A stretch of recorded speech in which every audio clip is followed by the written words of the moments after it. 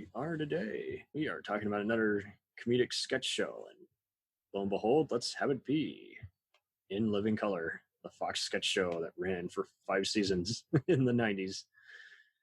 So that's right. Here with me to discuss is Buzzed Movies Mike Culton. How are you, buddy? Do what you got to do. In Living Color. That was a terrible joke. I'm sorry. Do what you gotta do. Mm-hmm. Yeah, you got stuck in my head. Yep. Yeah, so best known for being co-created and featuring Keenan and Ivory Wayans, his siblings Damon, Kim, Sean, and Marlon, as well as his brother. 10 Wayans altogether. Something like that, yeah. And Dwayne was even an extra on there. It launched, again, Tommy Davidson, David Alan Grier, Takea, Jamie Foxx, and Jim Carrey were one of the many recurring performers and launched their careers into movies. And Rosie Perez, Carrie, and Inaba and J-Lo were the Fly Girls. Yes. Famous Fly Girls. Yeah, I mean, apparently there was there was a book about the show apparently called Homie Don't Play That actually had chronicled the history of it, and it along with other shows on Fox. Video game too? I wouldn't be surprised if there was a game. Like a Homie the Clown video game or something? That would have been amazing. Just probably bought people with that stock all the time. But, yeah. And they just kept, the actors would even just reference their characters every time they were on SNL or whatever. Or yeah, like the Men at the Movies, I think, made an appearance on SNL years later. Yeah. Oh man. So yeah, it was so weird how Fox was targeting primarily black audience years before UPN, and then they would get a bunch of other shows on there, and then they would, kill them off just because there's like, oh, there's too many African-American shows. And you're like, you dicks, have someone for everyone, And New York Undercover was one of those. They just abruptly canceled. They're just like, for real? It's a Law and Order spinoff and you're not making good use of it. People love that show. We want diverse voices, just not that diverse. Come on. Yeah, they're not as diverse as they thought they were, but yeah. For whatever reason, they don't stream this anywhere. Like, I haven't been able to find it on Hulu or what have you. It's just like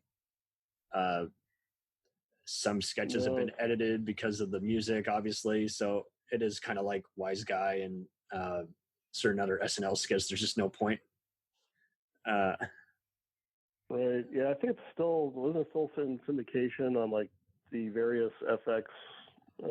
Yeah, I still see it on there, and often like Married with Children, it's often at like 2 a.m. because they don't want to have to edit any sketches, and I think it would do great on VH1. But yeah, the most I see is every once in a while it's on TV1 or BET. So like, okay, there's an audience and people admire it, and I, fortunately enough, would often rent some of the best of segments from Blockbuster back in the day. So all of us knew about it and saw some great sketches. And much like YouTube, almost everyone had seen some sketch, shared on YouTube. And so I think much like, Whose Line Is It Anyway and Mad TV, it remained alive and well, even long after they were, off the air or not being syndicated as much. Yeah, it's just one of those things you got to find. There's a lot of 480p on YouTube if you're interested. They do some good remasters. I'm not going to lie, and I'm sure someone can find like all the rare raw and unedited tapes, somewhere from one of those bootleg sites. Yeah, that'd be awesome. Get an actual release one of these days. But sure. Did you? What would you say are your favorite sketch? Because obviously, Homie the Clown and Fire Marshal Bill and. Oh yeah, well, my go-to is always either Men on Film, which is probably my favorite of the series, or I still say Wanda sayings every now and again. it's like coming into a room, I was like, hey, or something like that, or some kind of wand that comes out. Oh yeah, Kim was great at just all those various impressions. Man. So, but Men on Film, for some reason I always remember that, especially we're into Pride Month now. Like as a young white kid in suburbia growing up, around this time, I was like 8 or 9. Like Men on Film, they're like these, obviously like flamboyantly gay movie review hosts that have a male perspective on film, right? They had one episode I remember distinctly. It was like Damon Wayans' character gets bopped in the head by like a light or something. Oh yeah, and he turns straight for 2 episodes. Mm-hmm. Like a complete like a jock bro type of guy, and it really pisses off his Dave Allen Greer's character. And and then like on the second episode, he gets he actually ends up, Dave Allen Greer confronts him, punches him in the face, and he turns back into his normal self. Oh, totally. I think that was the first time it clicked for me as a straight white kid out in suburbia. Like, no, that's how he was supposed to be. Like, he's not supposed to be straight, which is like, it sounds weird now saying that, but it's like, given at the time, with what was going on, it's like, it just dawned on me. It's like, no, he's not supposed to be straight. He's supposed to be that guy. And like, the audience was with him too. It's like, when he turned back to his normal self, everyone was cheering. It's like, yeah, that's right. That's who he was supposed to be. He's not supposed to be anyone else. I thought that was interesting looking back on it. It's like, appreciating that aspect of it, even though it's easy to see that show now, and it's like, well, they're just making fun of gay people, or they're making fun of black people. It's like, no, there's actually a lot of subversive stuff like that was going on that you could pull from it. Even at people are going to get annoyed by comedy anyway, because again, you're making fun of everything, and it's kind of like when Community made fun of blackface. They know it's wrong, and yet they still, remove that sketch. Yeah. So it's just kind of a lot of that same thing. Like, they're making fun of how people take advantage when they're drunk, and they still, to this day, are very offended by the whole Colt 45, skit. So they don't re-air that one because it's making fun of date rape, and it hits too close to home for many. So. Yeah, it's especially considering how volatile, when the show was on, like 1990 through 94, I mean, LA riots and things, they were still making fun of all that stuff. Rodney King. They make fun of Rodney King. They make fun of public service announcements and all the various talk shows at that time, like, and game shows. And I think they're pretty much on the money. I remember when Damon would even make fun of Pee-wee's Playhouse, and was like, jeez. Oh, yeah. I mean, nothing was off limits. That's why I think a lot of people responded to it, especially with as an alternative to Saturday Night Live, which kind of played it more corporate. They were really lampooning everybody. And I think it was the first show that really went after, kind of urban African American culture too, like some of those figures. Yeah, do you remember the Chris Rock segment where Sean Wayne is playing Chris Rock, and he's making fun of how people, white America, can't tell him apart from Damon Wayans, right? Yeah. It's like, someone has to tap into that, because it's true. There's a lot of idiotic boomers out there. You just can't tell anyone apart. And no. Or Farrakhan in space, or no, the Wrath of Farrakhan.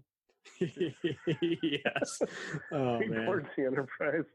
Yeah. And turns the whole crew against them. Yeah. They did another one where it's like, why does every black person have to play an alien on the show? It's like just stuff that's uncomfortable. And I think, honestly, you wouldn't have someone like Dave Chappelle. I mean, Dave Chappelle's a whole different level on a different thing. And I'm not surprised that people are kind of disowning him, or Jon Stewart, or other people who are just going way too far in their latest stand-up. And I'm just like, whatever, it's going to happen eventually. And then just take 10 years, rethink a different comedy, and then do something different. But it is what it is. And no one's going to not stop rewatching those skits, because they are pretty dynamite hysterical. I mean, they had you had Paul Mooney and a bunch of other guys contributing some great material. And same thing here is like, you're having just so many different personas, and everyone again, quotes it. And obviously, Jamie Foxx and Damon and Jim all made it pretty big. And so people want to go back and see their earlier material. It's the same thing as any other SNL star. People wanted to see what Eddie Murphy and Mike Myers and any other comedian on there had done previously, regardless of what, group they were, if they saw it back in the day or afterwards on reruns on Comedy Central or what. But yeah. Yeah, I think people going back now and finding that older stuff again, it's still pretty fresh and talks to a lot of the same issues we still deal with now. I mean, Jim Carrey even had like kind of a Karen activist character that he did on there. It's predicted. He just go around like. Technically, that would make him a Kyle, but yeah, I know what you mean. Yeah. like anything anyone was doing, he would have a problem with it, or then shout slogans at people. Really annoying. Oh, totally. Yeah. So I like how they make fun of the various talk show hosts, because it is almost kind of like what Larry Saunders was doing around that same time. You're just making fun of all the colorful stories you hear about at late night talk shows, and kind of like even almost. I think it works even almost much in the same way that many light up to something like Conan O'Brien is like or even Eric Andre nowadays is like you're doing a whole Space Ghost kind of thing where it's like you're not really a talk show, but you exist as one and you're making fun of it at the same time. You're making fun of yourself, and it's just so many just layers to it. Is like not everyone's gonna get it all at once, but those who do really like it. Yeah. Totally. Yeah, I love the Tonight Show, Jay Leno, they would do. Oh yes, and even incorporate clips, and then Late Night with Mike Tyson. Oh. Oh man, was it Keenan who was doing Mike Tyson? He was also did a Love Connection. Yeah, they were making fun of all those kind of late night shows. It's like Jesus. Yeah, so Jim Carrey played Chuck. Oh, that's right. And Kim Coles was Robin Givens. Keenan was playing Mike Tyson. Oh my God. Yeah, good stuff. The one thing I don't think they could get away with even back then, which I thought was cringe, was Handyman. Oh yeah. Yep. Oh no, that would fly. It would literally not fly. Just like how the '80s season of SNL is never going to be replayed because it sucks. Oh, I was embarrassed by it. Oh God. The other one that I consistently appreciated was the Anton Jackson. It was the predecessor to Tyrone Biggums that Chappelle used to do, that crackhead homeless guy. Oh my God, yeah. And then there was come out and stumble around. Mm-hmm. Then there was the Men On, where Damon and Greer would play, Siskel and Ebert, basically. And many people would quote the whole "hated it." Hated it. Hated it. Yeah. Oh man. So it's all pretty dynamite, and I think, like you say, there's just so many things for everyone, and it's just a shame that it's kind of a long lost cult show. You can, if you don't have cable, you can't really find any clips of it anymore. But, no. So, yeah. Well, most everyone's everyone's on seen it. YouTube. Yeah. A lot of it is on YouTube now, and I was just looking there today. The Homeboy Shopping Network is live and well on there. So nice. I'm gonna have to just do a binge one day. Yeah. Oh man. No, I just love their ability to play up stereotypes and just like poke fun at like everybody. They even had that one where they were it was another like black themed show, but they were like the Smothers Brothers, but they were black guys. Did you ever see that one? I definitely did at one point. Like they were the whitest, personalities ever, but it was like talking about black issues. It's just hilarious, just. Oh yeah, they would even do I forget what it was. It's like they did one other like video store skit. I can't see it listed on here, but I'm sure many have seen it. Where it's like you're trying to get everyone's opinion especially from a primary black demographic on School Days by Spike Lee. And some people were like, hey, I'm a Spike fan, but I didn't get that one. I'm more familiar with Malcolm X and Do the Right Thing. He kept trying to give out copies of School Days, and they would keep bringing them back. Yeah, I was like, sorry, man, I just don't get it. And just making fun of how just certain controversial words are still going to fly over certain people's faces. They're not going to get it. It's gonna go over their head. Wayans must really did not like Spike Jones. I don't know. Or Spike Lee, sorry. Spike Lee. Hold on, man. Different type of. Sorry. Yeah. But yeah, it was like, and I think it also just made sense to me why they did what they did, why they appeared in all the various movies. Like, it made sense to me that Keenery would make fun of action movies while doing action. He just knew the right people would get it. Damon did Blankman and even references that character when he's playing himself in Last Action Hero. And obviously Jim made fun of Psychos and The Cable Guy. And Jamie kind of took a while longer there, just doing bit parts in movies like Any Given Sunday. And then, comes Mr. Award winner in 2004 with Ray and Collateral. And I've been disappointed with him lately, but I can't blame him for wanting to do a music game show in addition to a whatever giant movie comes his way. And whatever happened to Tommy Davidson though? He was just really, really witty. I thought he went back to like Broadway or something, or that would make sense. I thought he was doing more stage stuff. I guess so. Maybe he didn't want that limelight. I don't know. But I mean, he was with Jamie in Booty Call, and he was on he was in Spike Lee's Bamboozled, and I thought it was especially funny in Strictly Business, this little scene dating comedy that was in 91. Mm-hmm. Then Unknown, Holly Berry. It was just a fun, witty movie, making fun of the dating comedies. But yeah, he was in CV4, and then, even did voices. I mean, for God's sakes, he was Oscar in The Proud Family, on that Disney show. But you might know him better for when he was on Black Dynamite. Yeah. When he made a surprise appearance in that as Cream Corn, I was like, this dude is just so hysterical. Why doesn't he have more movies? And apparently did a book called Living in Color about 2 years ago. Oh, okay. All right. Yeah, so they're still have that legacy, I guess. But the last stand-up I saw him do was in 2009. So, yeah. Oh, wow. Yeah.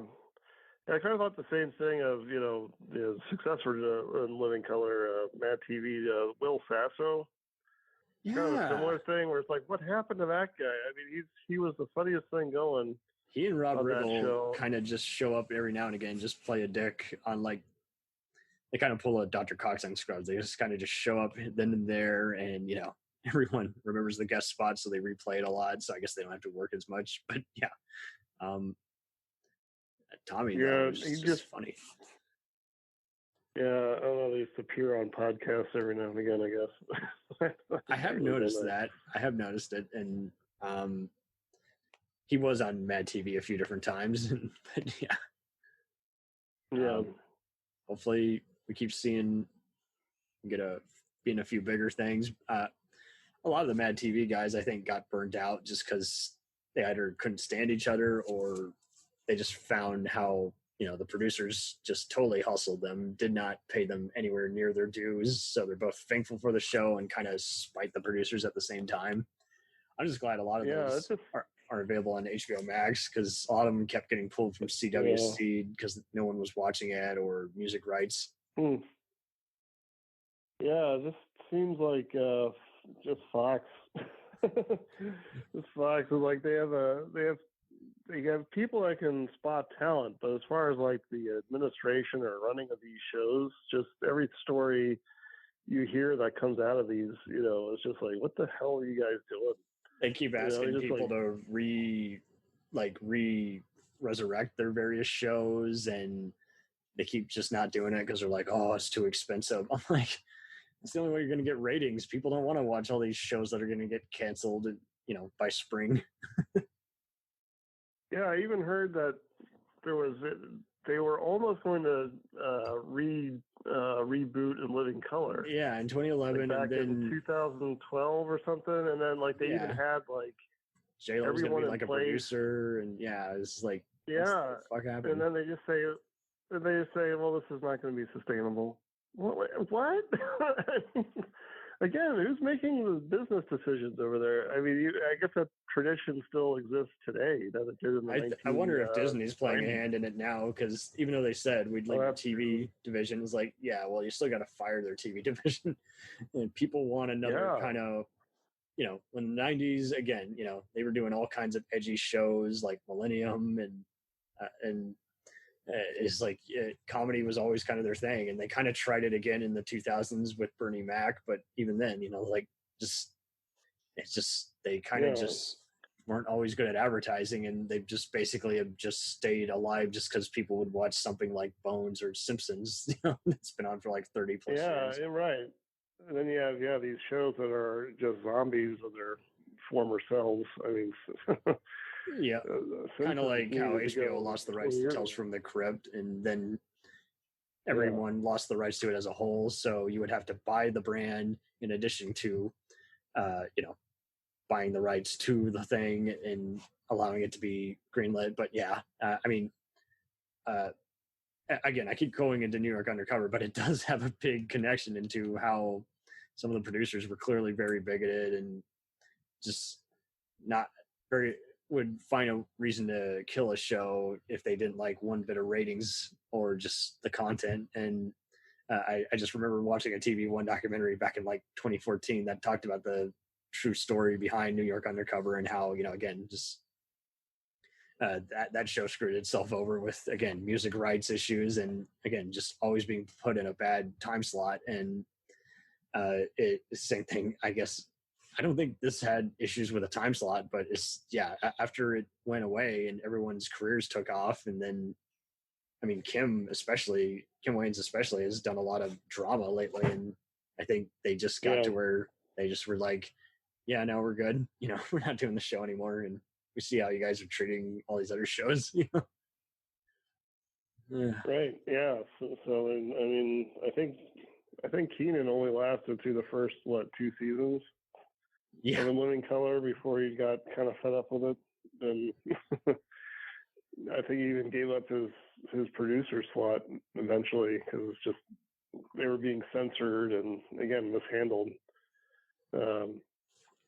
It's amazing to think you have a successful show and that can be going on. It is almost kind of like when Dave Chappelle was found out Comedy Central screwed him over, so he's left most of that last season. Yeah. Yeah, I couldn't believe that. I mean, that was the most popular thing going, but it kind of makes sense to me why all these comedians are just bitter nowadays. They're just like, hey, I shouldn't have to do an audition anymore. Should be able to cast me. Yeah. Right.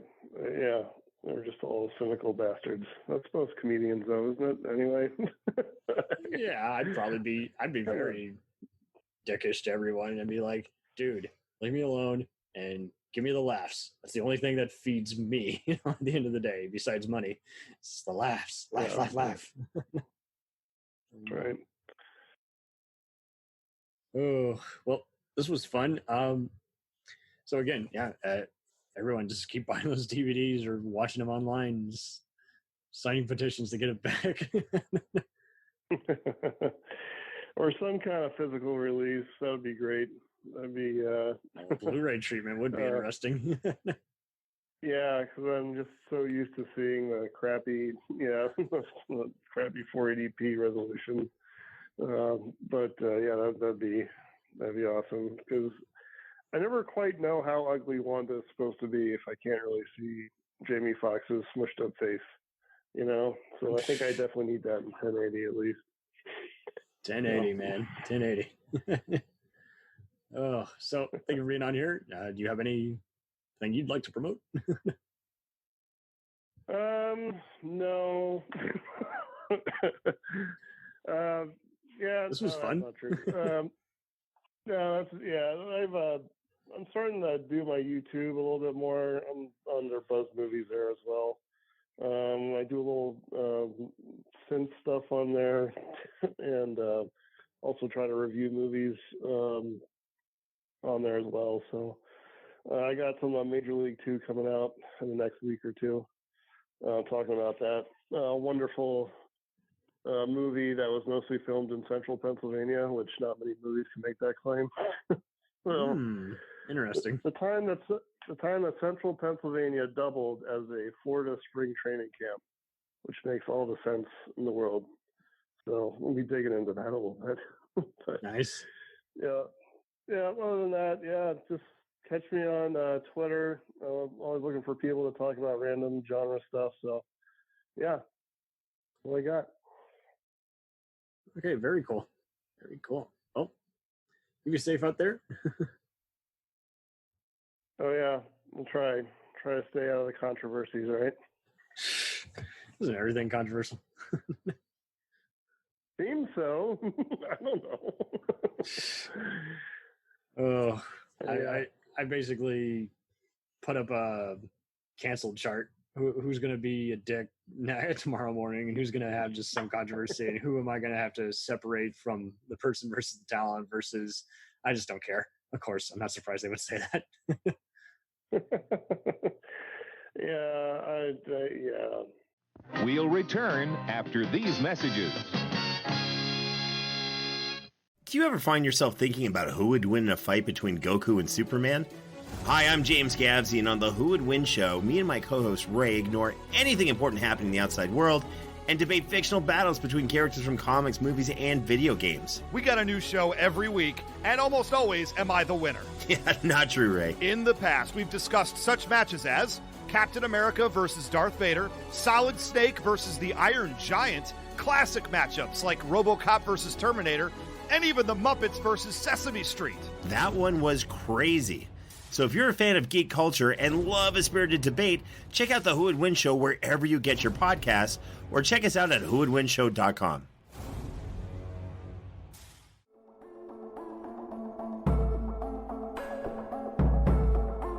We let things pile up in the DVR, we add them to our queues, we wait for the DVDs and Blu-rays. We time shift. The Time Shifters Podcast. Sci-fi, horror, fantasy, superheroes, comedy, action, film, television, maybe some not-so-current events. Find us on iTunes or at timeshifterspodcast.com.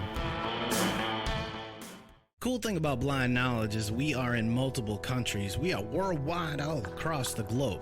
We are in the US, we are in the UK, we are in Canada, Germany, India, Japan. We're in Australia, y'all. BlindKnowledge.com. Now back to the feature presentation. Dragon Ball Z, One Piece, Naruto, all things that we love, all manga that were originally published in the legendary magazine Weekly Shonen Jump. But not every series can run for 300 chapters and have a hit anime. This is David. This is Jordan. We're the hosts of Shonen Flop. Each episode we look at manga that ran in Jump that didn't quite make it. We discuss what it did wrong, what it did right, how the series could have turned itself around, and ultimately, was it a flop or not? We're on all your favorite podcast apps, and you can find us at shonenflop.com. Keep on flopping, floppers.